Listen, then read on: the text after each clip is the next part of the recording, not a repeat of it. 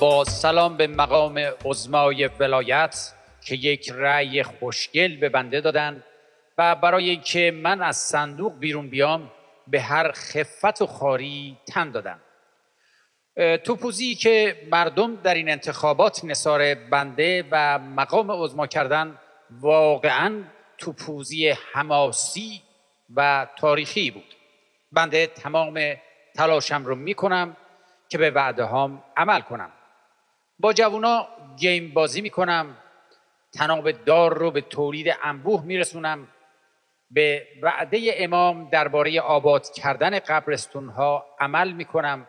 گفتم امام یاد اون جمله معروفشون افتادم که همیشه میگفتن امید من به شما دبستانی هاست. منظورشون من بودم که تا ششم دبستان بیشتر نخوندم.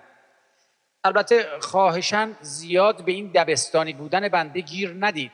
اول مهر که بشه میرم کلاس هفتم، ولی خب با این وضع و اوضاع مملکت بعید کارمون به اول مهر بکشه. همین روزاست که لوکوموتیر نظام بره توی دره.